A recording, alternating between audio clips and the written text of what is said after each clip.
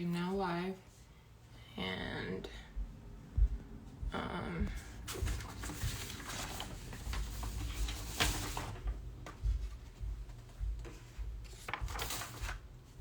what do I do?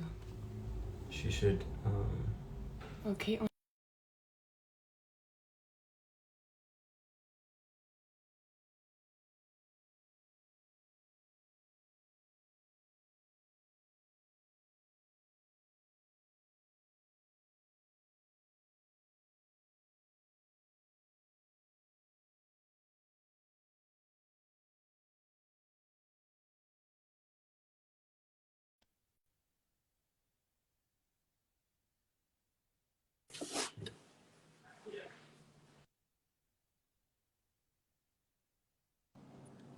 Hey everyone, thank you for tuning in.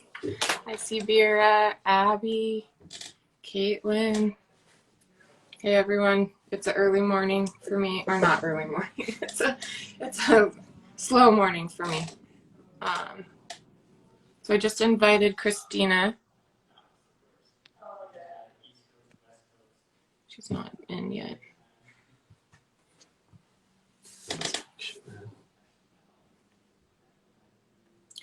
add her again. Yeah. MIDI invite. Okay, she's online. Thank you. Mm-hmm.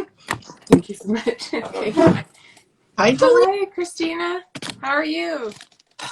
I've been on Zoom calls since 6:30 this morning. Till what time? 6:30 Pacific, so it's been a while. But you know, Julia, conservation work is just all-consuming. It speeds up every day. I'm sure you're the same. Yeah, absolutely. I'm thrilled to be chatting to you live with people today, and I really look at you and as just an ocean warrior, basically defending the deep, defending keystone species, defending marine life and vital marine protected areas. And for those tuning in, can you share a little bit about your story and what got you into ocean conservation? Yes, absolutely. I grew up in Mexico, up in the mountains. But when I was a little girl, my dad gave my brother and I a copy of Jacques Cousteau's book, The Living Sea, and I was mesmerized. So I wanted to become a marine biologist. And we didn't have that in Mexico at the time. It was a career more oriented towards fisheries because we have a lot of oceans and we needed to find a way to feed a growing population. So everything was kind of oriented towards that the ocean was going to feed Mexican people. And Yeah. the first time I witnessed the fishing operation, Julia, it was so clear to me that it's a devastating way of extracting resources from the ocean. And it seemed to me that the mindset was, oh, this is inexhaustible. We can take as many fish out as we want. The questions that I'm asking as scientists is, you know, not how many fish are left in the ocean, but how much more can we take out before populations collapse? So, you know, I was very young, probably 18, when I realized that we were killing our oceans, and I wanted to speak louder about it. Yeah. Wow. And the oceans cover 70% of the surface of this planet, and so really it's known as a blue planet. And when I first started in the environmental space, I think I was so anxious, depressed, hopeless about just what's in front of us with the climate crisis. And so I started researching all these different types of solutions to the climate crisis, and it made me realize not all solutions are created equal, and that what matters the most is the beautiful natural complexity of our ecosystems, and those that are guardians of these ecosystems, those that are protecting these ecosystems and regenerating them. And I really admire the work you guys are doing, and I've found myself to be leaning a lot more now towards conservation. And I'm just fascinated by the oceans because it feels like there's so much we just don't know. Like, we study other planets a lot more than we study the deep blue sea. And I guess even though it's really dire right now with the science of the climate crisis, what really gives me hope is the regenerative abilities of ecosystems, and especially aquatic ecosystems. If they're left to regenerate to their own devices, they bounce back really quickly. So can you share a little bit about what you've seen on a positive note with some of your ocean work in terms of regeneration, or watching some come back? The first thing I want to say, Julia, is that you are one of the rare people that really looks at what's happening from such a holistic standpoint. You understand the important role of the stewards of the resource. You understand the role of species individually within these ecosystems. And I think you are trying to approach this really from a place of understanding and empathy that very few people do. So I wanted to thank you. Oh, thank you. It I hasn't been easy. God no. So I am a scientist before I'm a communicator, and so the way that I've approached this is by following the science. I am a very big fan of Dr. Carlos Duarte. Mm-hmm. You know, he coined the term blue carbon, and he was saying exactly what you're saying. If we rely on the machines, the ecosystems that our planet already has, Yeah, in perfect balance, you know, it supports life. It's the only place on Earth. exactly. Really need to do much else than protect the intact ecosystems that maintain it functioning. And to answer your question, what I've seen is, especially in the ocean, if you leave it alone, if you protect it, it wants to thrive. Mm-hmm. A fluid ecosystem, it's very different from land. So we don't have these pockets of endemism, species that occur there and nowhere else, just because the currents move things around. Yeah, Even if a place seems depleted, if you protect it, it will come back, at least absolutely.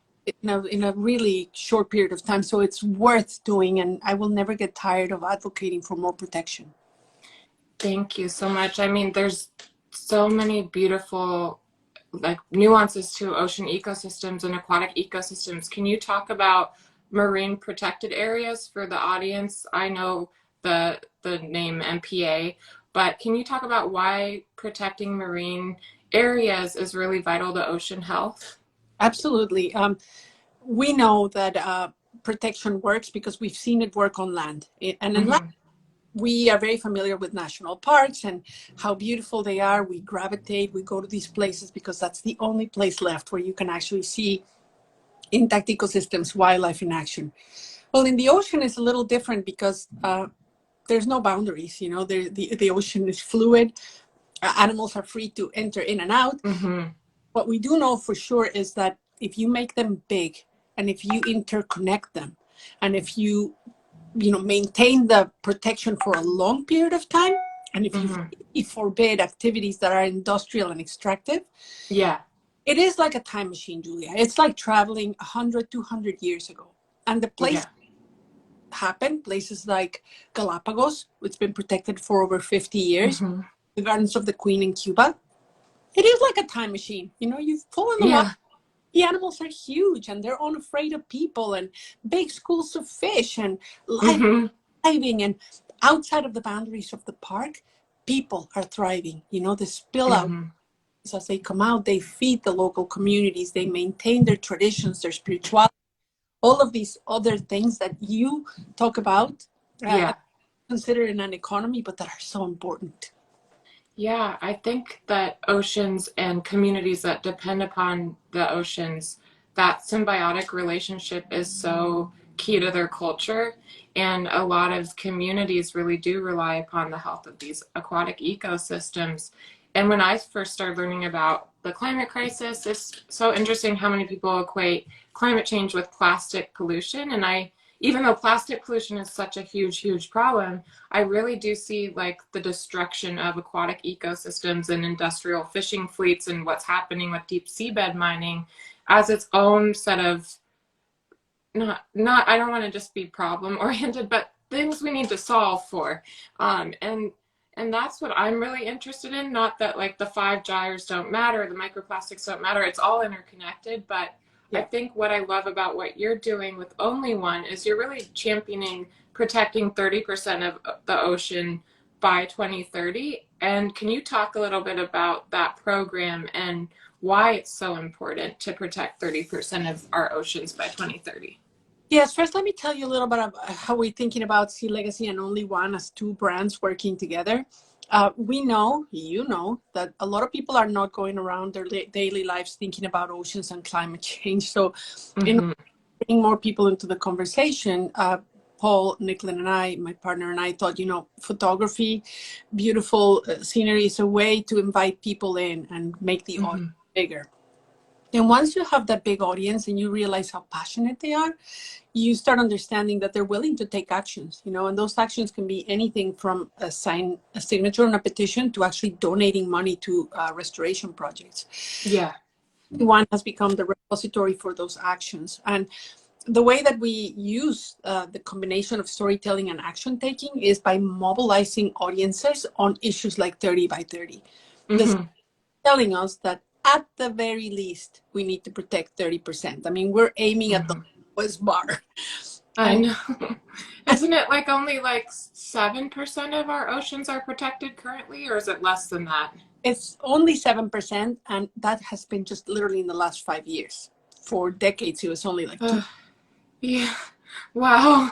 So you must have been really like just so frustrated given your work, but I bet your work with Paul has just been super instrumental to educating the masses and even informing policy and government officials. I feel like you guys don't even recognize the ripple effects you've had for ocean conservation. Like I really see you guys as a dynamite duo. And actually for those tuning in, this is a beautiful photograph that Paul took.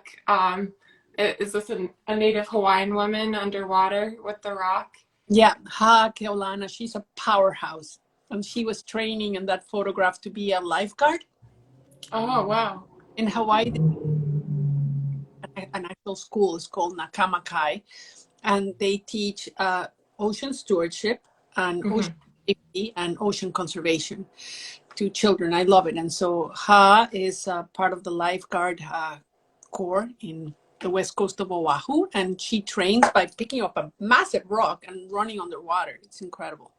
I often go to Kauai because I've got a home there, and I've been there since I was a baby, and I'm 33 now, and I've just seen the coral reefs change so much, and the turtles and monk seals, and oftentimes I just go to the ocean. There's a Hawaiian saying called Oponopono, which is, I love you, I'm sorry, please forgive me, and I love you. So I say that to the ocean, and it's a really beautiful Hawaiian saying, and I do feel like apologizing kind of on behalf of our species and what we've done, but I don't know, intuitively I feel like we're not just parasites. I think humanity intuitively knows that we have this deep loving relationship to the natural world. It's just we've forgotten that sometimes in Western society. We're so inundated with technology and day to day and making ends meet, and we've got this beautiful, magnificent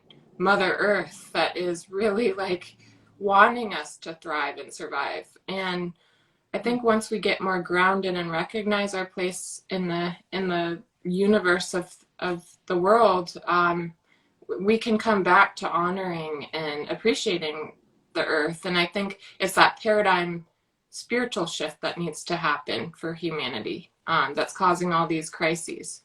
I agree. And I love that about Grounded, about your organization, and about the way that you speak about it, because it's so visionary. And it's not thinking about the short-term, patches and band-aids that we need to put in. It really is in consciousness. Yeah, it's a consciousness shift. And I think that's why I stray away from these quick Band-Aid fixes that I was intrigued by in the beginning, because I'm like, oh my God, we're so screwed. That's how I felt back then.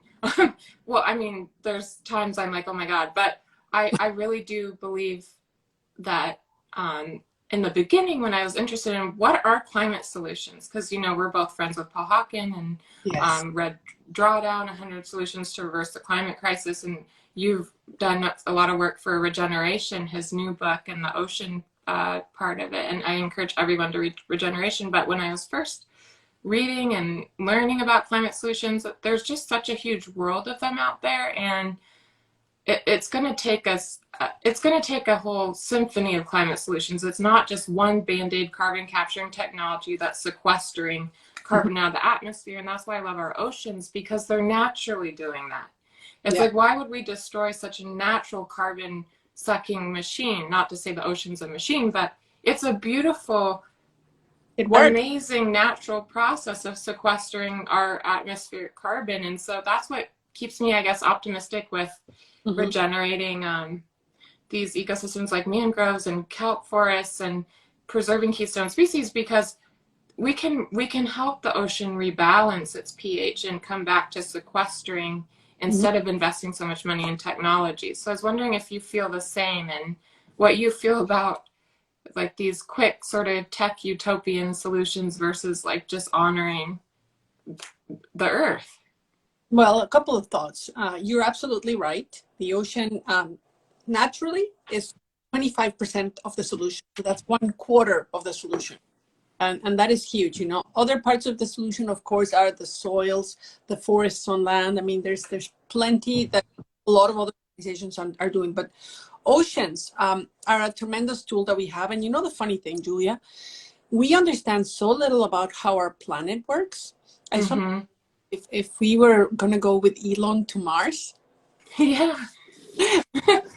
on his rocket ship, and they would give us an incredible briefing about how all the systems work. Where does your oxygen come from? Where does your Mm-hmm. go to? How does it process? We would know because our life would depend on it. We'd be traveling in this little spaceship across the universe. Yeah. Well, guess what? Our planet is the same spaceship, and we know nothing. Exactly. So even the most basic questions about the carbon cycle, when you think about it from its most basic point of view, anything that's alive today or that ever was alive is made of, Mm-hmm. including all the fossil fuels in the ground.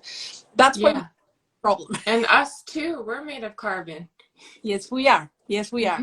And any time that something that was alive and carbon sequestered in its body dies, the carbon is Yeah. to the atmosphere through decomposition. So cutting down forests, destroying mangroves, uprooting seagrass, all of that is releasing carbon, but it's also Mm-hmm. destroying the machine that sequesters the carbon from the atmosphere. So I Yeah. think stop talking about climate change and we need to start talking about rebalancing the carbon uh, Cycle. cycle on our planet. Really. Yeah, absolutely. I think it's so fascinating that wetlands like can sequester 20 to 30% of GHGs. That's what I heard. And I'm like, oh my gosh, we need to be restoring mangroves and seagrasses and marshes. And it just the fact that naturally all these processes work so beautifully to sequester carbon. And I think too, I hear oftentimes people that are a lot more experienced than me in this space that have a love of the earth say we shouldn't make carbon the enemy. It's just a natural part of life, and it's just out of balance. It's off kilter, and that's what the oceans are so magnificent. And your photographs really explore too, and it speaks to my heart. Species. Uh, I'm That going, I was going to say, people often think about the ocean, Julia, as just water. But when you get tossed by a wave and you take a big gulp of seawater, you're drinking millions of mm-hmm. microorganisms that keep the ocean alive, plankton and phytoplankton. But they're not. Yeah, Imagine all the carbon that we have taken out of the ocean through fisheries. We just mine these enormous schools of fish that are moving carbon in the eco. yeah, I don't even know how. yeah, So passionate about this petition in the Faroe Islands.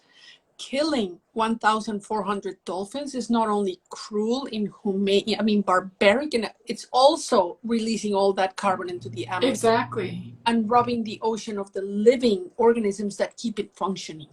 Yeah, and that interconnectivity between two whales and these deep sea fish that come up at night. And I was reading all about that. And also, I just find sharks, so, like we demonize them, but they're major keystone species and ecosystem balancers. And I love sharks. I love, I really want to go swimming with you and Paul and tiger sharks. I have like a little bit of fear in me about it, but I'm also like, Good to have I, fear. what's that? It's good to have a little fear. I have fear, so I definitely want to be with you guys to like monitor the behavior and whatnot. But I don't know.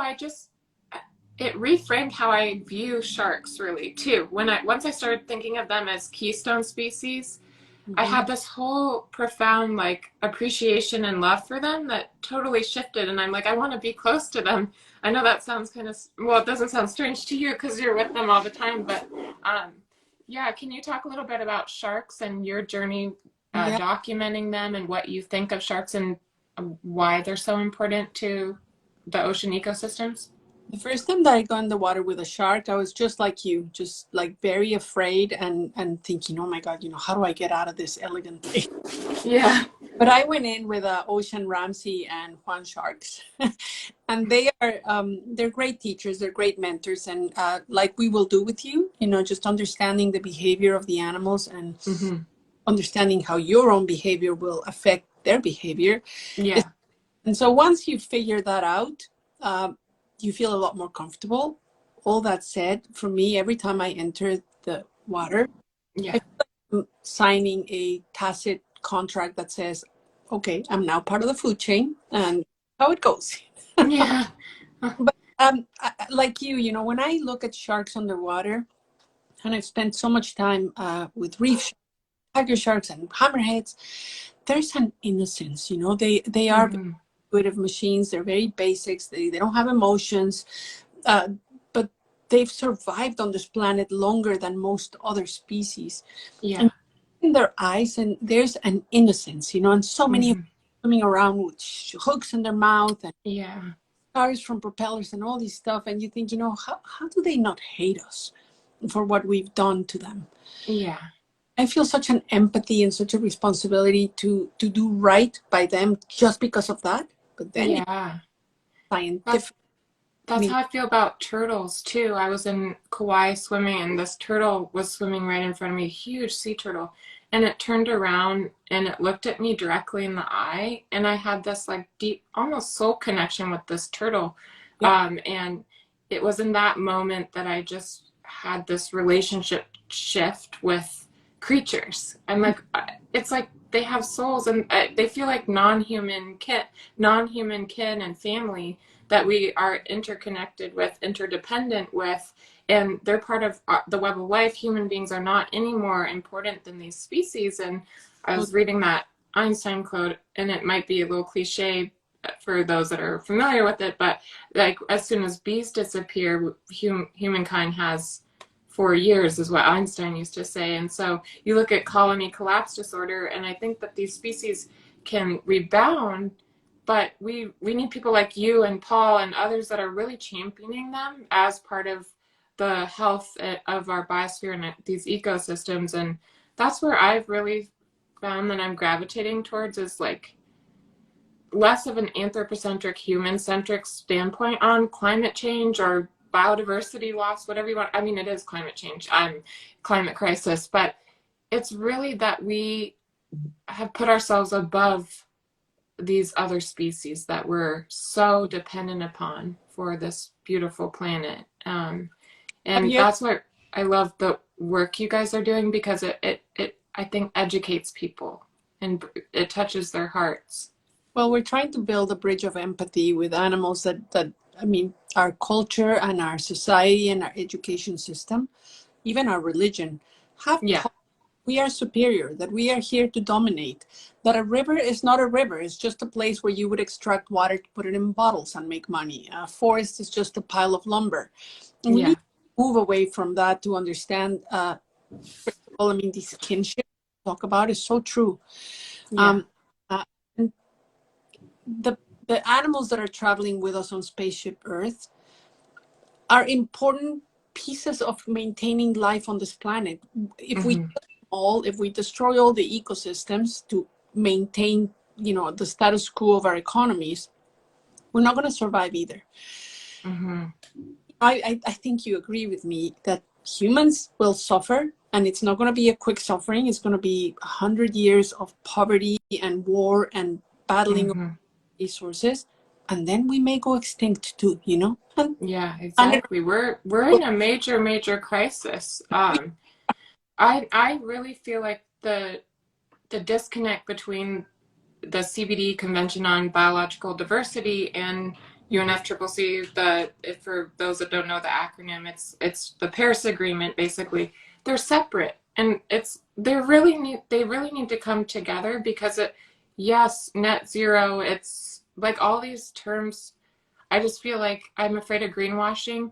It's like we really need to get back to basics and stop ecocide. And that's why I'm a really big believer in the law as a solution to the climate crisis. And I've tried to stay away from that, but both my mom and dad were land use attorneys. And I'm like, wow, actually the law is a really effective tool to address policy around destroying ecosystems.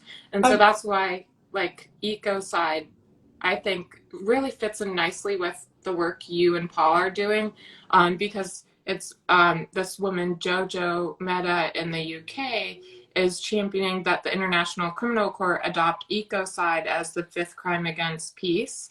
And that would be up there with war crimes and genocide. So basically, deep seabed mining, industrial fishing fleets destroying massive carbon beds in the ocean, destroying creatures that are responsible for aquatic health, that could be punishable by law through the ICC if ecocide gets adopted. It has to have, I think, 82 countries on board in the next 3 years. So Jojo's trying to rally a lot of countries so that we can get it adopted, so that you won't fully stop ecocide, just like you won't stop genocide, but at least people will know it's morally wrong to wipe out these ecosystems if the public, I think, raises awareness about that. Love that. Is ecocide, part of the conversation around the rights of nature, which is another big conversation, right? It's actually they're so complementary, but they're two legislative frameworks that are very similar and complementary, in that I see ecocide as more of the punitive side of law. So like it's punishable by, you can hold one individual accountable for, say, Bolsonaro for wiping out the Amazon. He could be held accountable by the ICC for committing ecocide. And oftentimes ecocide goes hand in hand with genocide for indigenous communities. So it's called Stop Ecocide International, but then rights of nature, you bring up rights of nature. And let's talk a little bit about rights of nature. I'm in love with that legal framework a lot, because I think it's about giving the earth a voice in such a beautiful way, and granting legal personhood to our oceans, to rivers, to mountains. But I'm really interested in the keystone species and species part of rights of nature. But can you talk a little bit about what you like about rights of nature? I love it because for the first time in the history of humanity, we recognize the right of other organisms and ecosystems to just to be, without having to have a value or being of service, which this narrative of dominance and colonial thinking that's gone into the spickle. And there's a growing movement around the world. So I'm very excited. I was talking to Vera yesterday. Oh, yeah. He's tuning in. Hi, Vera. Hi, Vera. I realize Vera is Mexican like me. So yeah, I know. I'm going to introduce Vera to a couple of organizations. There's one in Ecuador called Sabia Fund, and they are battling for the rights of nature in the Amazon, Ecuadorian Amazon, to help indigenous people, rally against the oil companies that are destroying their ecosystems. And there's a precedent already. The lawyer who started Sabia Foundation, Natalie Padilla, she actually brought the Chinese fishing fleet that invaded the Galapagos National Park to court, and she won, and she confiscated the boats and punished them, and yeah, awesome. There's similar interesting movements in other parts of the world, and I believe, Julia, that the power of the people is greater than the people in power. And yes, so what I love about you is that you always have this collaborative attitude, bringing people together. How do we band and create partnerships and collaborations so that there's more of us speaking about these things? And I think that's what we need. Just you and I. Absolutely. I've come a long way, because I was really angry a few years ago. Not that I don't have my moments, but I'm like, what the? Like, why are we destroying our planet like this at warp speed? Like, this just feels so wrong. And I was really angry.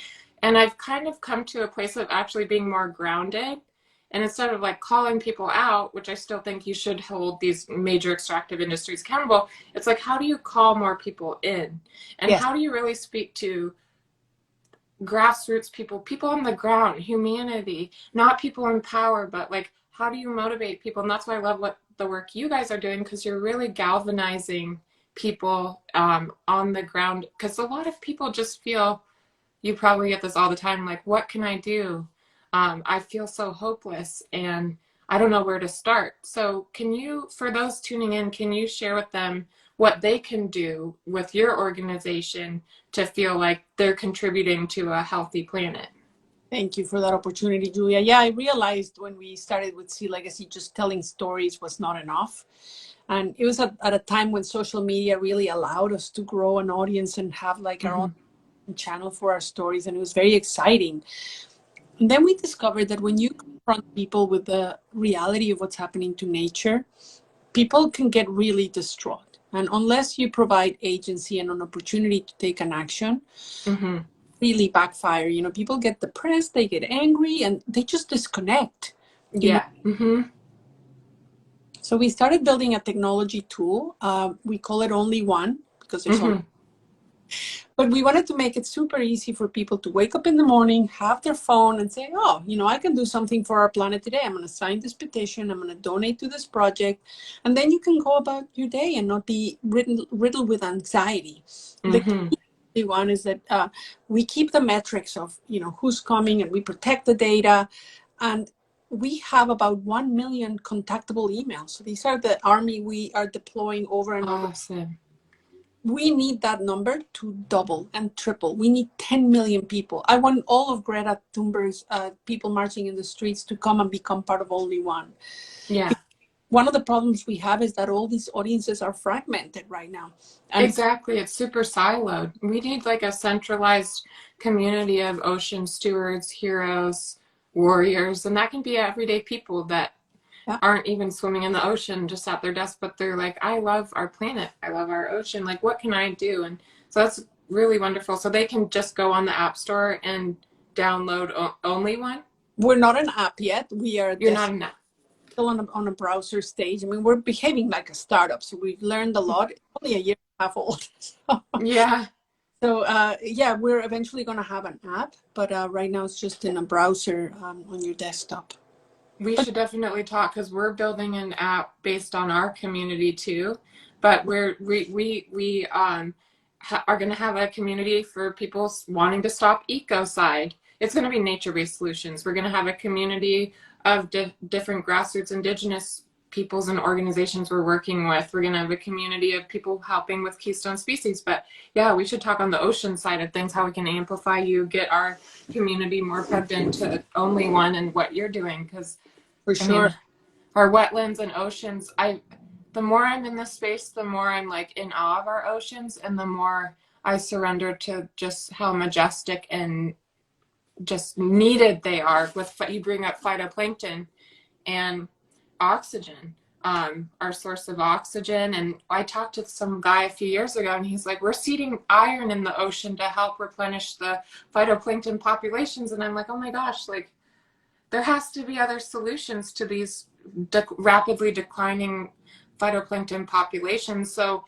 do you know, in terms of with phytoplankton decline, what impact will that have for us as a species, for the oceans? And have you seen anything other than seeding the ocean phytoplankton with iron that's a solution to address this? I have a lot to say about it. If you looked at ocean water in a microscope, you would see it really is like a miniature zoo full of animals and plants. Yeah. The thing about it is that it's invisible to the naked eye. And yet, you know, 50% of photosynthesis is happening in these plankton pastures. Now, vast parts of the ocean that are natural deserts where there's not enough minerals, there's not enough nutrients for plankton to thrive. And then there's the coastal areas where we humans have put in so many fertilizers, so many nutrients that we now have overpopulation of algae, seaweeds, plankton. I mean, like green water full of gunk. So the balance is broken.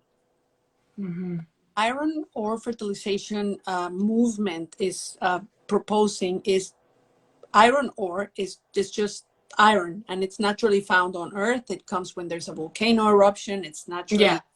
abundant in some places. And it's, if you buy red paint in a paint store, it's Yeah. pigment is iron ore. So Uh-huh. what they've done is they dumped a ton of iron ore in, I think British Columbia was where they did the first experiment.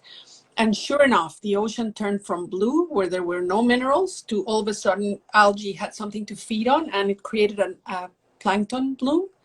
Mm-hmm. Next year, Julia, the returns of salmon were 8 times larger than they'd ever seen before, Oh, because wow. baby fish had algae and plankton to feed on. Uh-huh.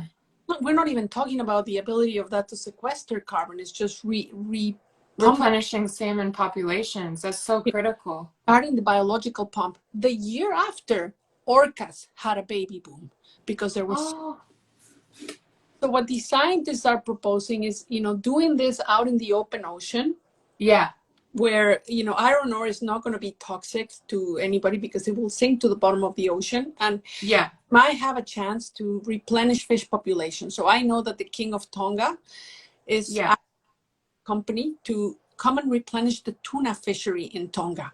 What Yeah. that is provide a fishery for the local Tongan people, and it would keep the Chinese entrepreneurs that are coming to develop aquaculture and what other Mm-hmm. Tonga. So I think there's a place for it. Yeah. We need more experiments, but We do. And I'm not like super against it. I'm not educated enough about the pros and the cons. And so I'm kind of taking a more holistic, neutral view of it. But we do need some form of replenishment of these phytoplankton populations. And so when he was talking to me about it, I was very fascinated. And I think that to me seems less harmful and actually more beneficial after you explain it to aquatic ecosystems than like sulfuric acid aerosols, geoengineering that well, is going to be shot up in the sky and well, that's deflecting sunlight. so if you think about iron ore, it creates a plankton bloom. Plankton is a very short-lived group of organisms, so they die very quickly. They release their carbon again. So it's not really a solution for climate change yet. So they're talking about let's bioengineer and make the plankton sink to the bottom of the ocean. Now we're talking about fiddling with nature. And Mm-hmm. more iffy in my point of view. But there's one other thing that you can do with these iron ore fertilization that I never thought about. We are seeing populations of blue whales, really collapse because of strikes with in shipping lanes. Yeah. We don't have to move the ships. We just have to move the pastures where they feed, So if you fertilize a piece of ocean 100 miles away, the whales will go to where the food is and they will get away from the shipping lanes. Oh my gosh. Yeah, the migratory patterns are totally changing with the currents, it feels like. And um, there's just so many changes happening. And after we spoke a few days ago, I looked up the vaquita because I'd heard about it, but I'm like, wait, what is the vaquita? So I did a lot more research, and I want to see sea of shadows. And is it true that so for those tuning in, vaquita is a porpoise, like it's like a dolphin porpoise. So the small cetacean group, you have the big whales and then you have the small whales. And in the small whales, the ones that have teeth, and dolphins, like orcas, are just a giant dolphin. Then you have dolphins, and then the smaller ones are called porpoises. And the vaquita is the smallest cetacean on the planet. It's the tiniest porpoise. It's just so little. It's so cute. And there's only like one left, right? Or two or six. Yeah, Six left. That's right. Sorry, there's six left. And what role does the vaquita play for that ecosystem in Mexico? Well, first of all, because the ocean is a fluid environment, we don't see Yeah. endemic. The vaquita is endemic. It occurs nowhere else except the upper reaches of the Gulf of California. That's the only place on the planet. The Gulf of California has something like 65 different species of cetaceans, whales, dolphins, and porpoises, the highest abundance on the planet. And this little guy, we don't need to know what role it plays because it plays a role, even if we don't, that little washer, in the airplane. Yeah. not on bold, but if you take it apart, the whole thing might come on dry. Yeah. Yeah. And the demise of the vaquita is attached to a fishery of another endemic species, a very large fish called the totuaba, Mm-hmm. a fish that for some reason the Chinese culinary tradition decided that the swim bladder of this totuaba was a delicacy. So they've been fishing for this animal, which, Julia, it's endemic, but it's only the only species in its family. There's one genus, one species in this family of this fish. It's the only one. So strange. Wow. And they're killing totuaba to take its fish bladder out to send it to China. And they're doing this illegally. And nets that they use to catch the totuaba are where the vaquitas are getting tangled and dying. Yeah. Oh man.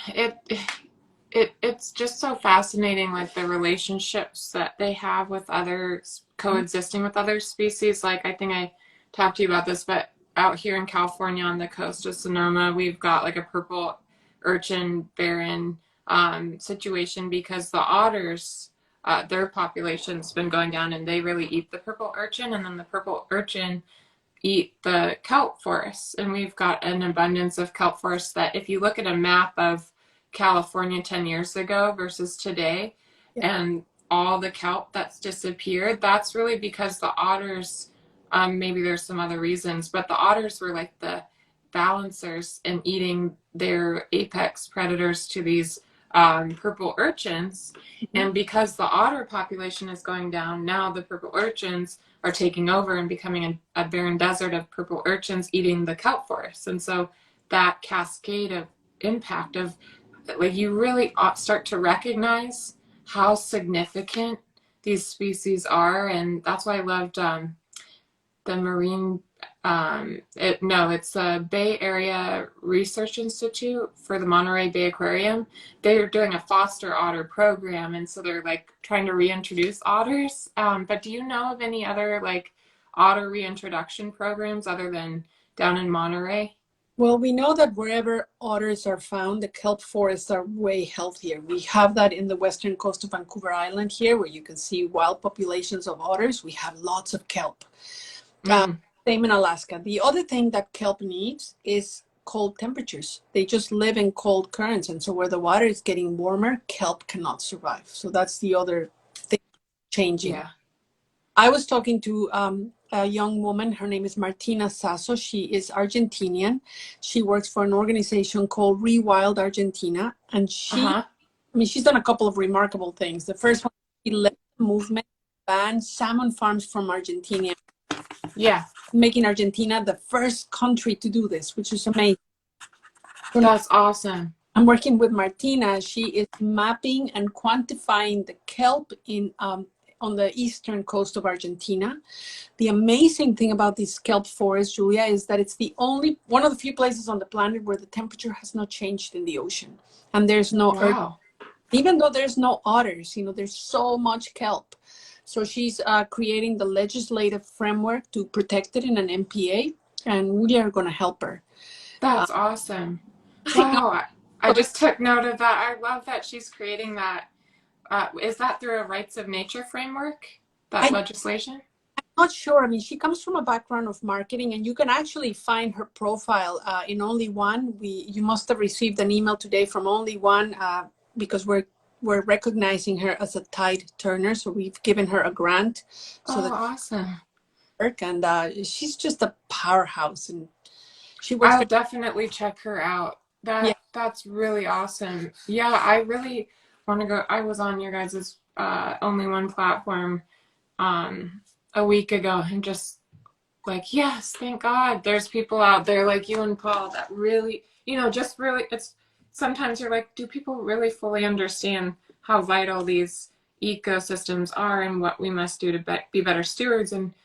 And people do, but once people really see you and Paul and your organization leading this way, I think it's easier for people to also know what to do, not feel so lost. And even if they're living in Illinois and they're not connected to Costa Rica, but they are like, but I care about this ecosystem, they can feel like, okay, from my office, I'm getting involved. And You brought up that people can get involved by in the future app on Only One by like signing petitions and donating. Are there any other actions that you're encouraging people to get involved? Yes, so we are creating the opportunity for people to, and we're partnering with smaller organizations. I'm sure you're familiar with the Coral Gardeners. Oh They're yeah, they're awesome. so awesome, but they're a group of teenagers in Morea. So we're partnering with them to help adopt a coral. And so passing money Oh, to their efforts. And we're looking for projects to restore mangroves and to protect kelp. So we're going to be working with Martina on. I should connect you with Kevin Patel. He's a climate youth activist, and he's personally planted over 6,000 native trees in the LA Canyon area, but he's got a network of youth across the world, and he's got youth that are specifically focused on volunteering their time to restore mangroves. We need an army. Yes, and his organization is One Up Action. So I'm going to take note of this, but I feel like him bringing his network together with you would be very powerful, because these youth are literally volunteering their time, going out on weekends and like restoring mangroves. I'm like, who is this person? Where did he come from? And he just loves ecosystems so much and wants more youth to get behind the restoration process of these ecosystems. So yeah, anyways, that would be a good person. So the other thing we're helping with is recognizing that you can grow corals in a nursery, you can grow mangroves in a nursery, but then you need an army of youth to plant these things in the ecosystem. Yeah. So Yeah. Coral Gardeners are thinking about franchising their brand, Coral Gardeners, to teach youth of the world how to grow corals. And maybe we can do the same with mangroves. How do you and replicate the knowledge so that these young people feel like they can actually go do something? Speaking of mangroves, thank you so much for sending me the mangrove honey cocktail. It was so tasty. I had some. Is that for sale for people tuning in? Like, can they purchase it from your website or not yet? Great question. We've never had the bandwidth to get into merchandise, Julia. So Yeah.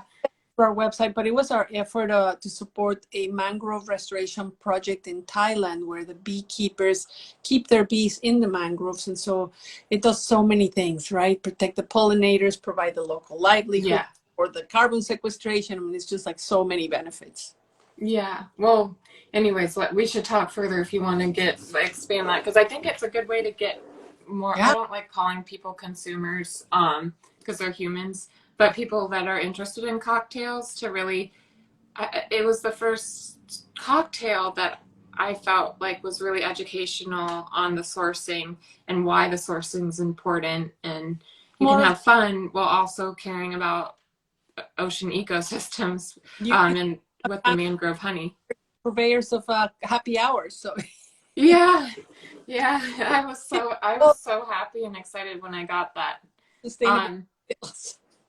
But yeah, so Coral Gardeners are amazing, and then there's also Coral Vita. We did a video on them, and they just got that Earthshot Prize grant. And they what I like about Coral Vita is they are grafting with native coral species, and then they're stress testing it, probably like Coral Gardeners, to stressful warming waters, and so the coral can adapt to that on land, and then regrafting it into the coral reefs. And I just would love to see that in Hawaii, because the reefs are just, you see some that are very resilient, but it's just like like they're dust almost. They've turned to like this dead, dusty coral, and it just breaks your heart so much. It does. So the thing that the Coral Gardeners and Coral Vita have in common is their mentor, scientist named Dr. Dave Vaughn.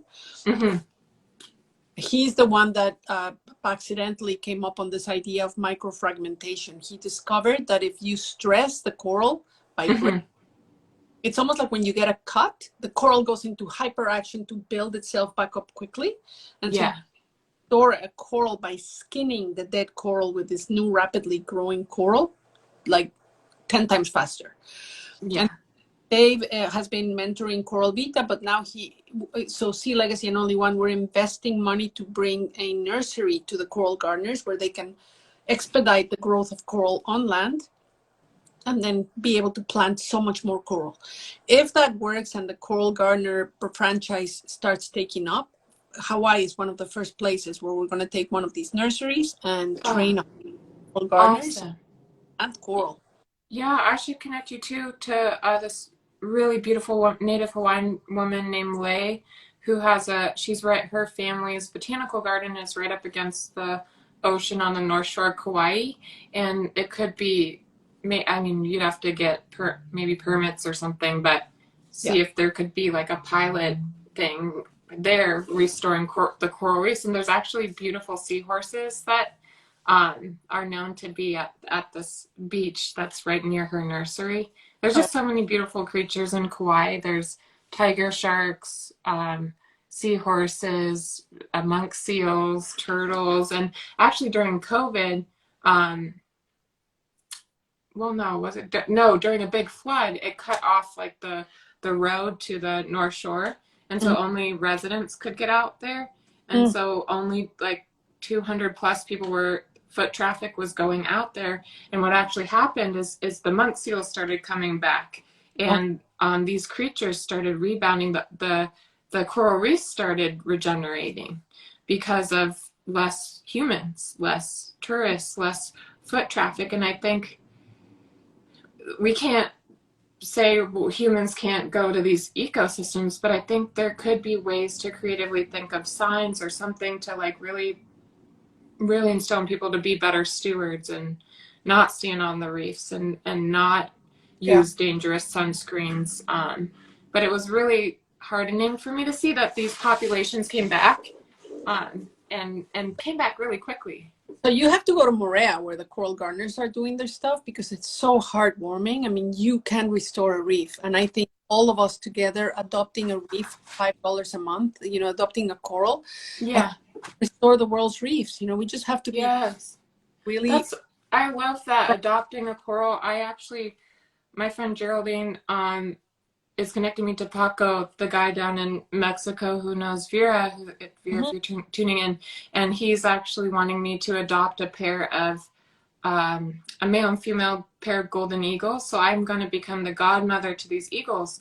But imagine if people could become godmothers or like just adopt these corals or even a mangrove or even a keystone species. Then there's that personal connection for them, and then they personally feel really like connected. Like imagine if people got behind different southern resident orcas. I don't know. I think there's so much that we could do, and more people could get connected and have a personal relationship. I think that there's a disconnect.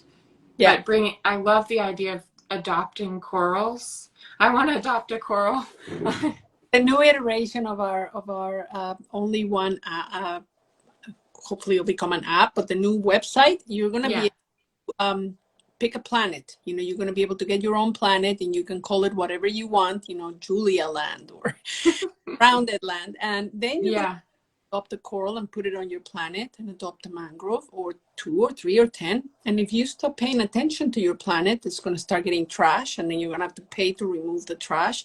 So it makes it more interactive, almost like a Tamagotchi.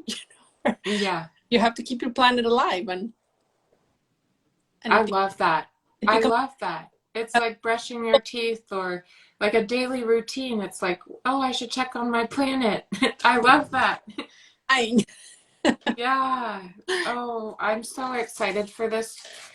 It's just like so heartening, the work you guys are doing. And thank you. I know we're running out of time, but what keeps you optimistic? I guess, I didn't really sometimes I can get kind of not doom and gloom, but I'm on a. I can't hear you. What happened? Happening? Oh, yeah. I got you. You're Can good. you hear me now? Yeah. I'm so sorry. Someone was calling me. I think it was a scam number. Anyways, a telemarketer. I was just saying that sometimes I feel like my heart can feel so heavy and weighed down by the climate crisis and what we're up against. And, you know, like you just exposed to the science of and media of how dire it is. And Mhm. I feel empathy for people that are just starting to learn about the climate crisis and didn't really recognize it and Mhm. are like, oh my God, we're really up against something massive, the most existential crisis of our time. But it's interesting that I almost feel more optimistic now, even though things are getting worse and worse, because I've been in it for a little bit now, 5 years, and I really do see there's amazing solutions. And Mhm. if we get behind the solutions and build community around the solutions, we can totally turn this around. We could totally start drawing down carbon from the atmosphere. Yeah. And so that hopelessness that I felt, while it creeps in every once in a while, I'm like, no, we have no choice. We can really turn this around. I really believe that in my gut. And I'm wondering, like, do you feel similar? Do you feel like I, what gives you hope in I such a dire situation? I feel the same way, Julia, and I feel that way because I meet people like you every day, people that are Mm, worrying it up, and we are not going to be, we're not going to sit down and watch this happen. And even if we no. think we're going to go down like warriors, fighting for a better. Yes. I think it takes a lot of courage. You don't have to do this. You could be having a fun time in Ibiza, but you've decided it's your life's mission and you are sacrificing so much to Oh, movement and to be part of this. And I'm personally grateful to you because I mean you put so much of yourself and you don't have to, but you do it with joy and with openness and candor. And to me that's hope. That's hope, that's inspiration. How can I not be inspired? So oh, you. thank you, Christina. Yeah, you're gonna make me like tear up. I mean, it hasn't been easy, and I've been personally impacted losing my house to the Kincaid fire, and Yeah. it's been a journey. It's been a tough journey, but every single hardship I've been through in life has gotten me to a place where I feel so much more resilient and also more optimistic about we are going to turn this around and we must turn this around and we have no choice. And I'm totally behind you and Paul all the way, behind all of the ocean work you're doing. I want to I want to dive in deeper with you guys, actually. That's why I want to come to you guys in Mexico. Oh, And yeah, and just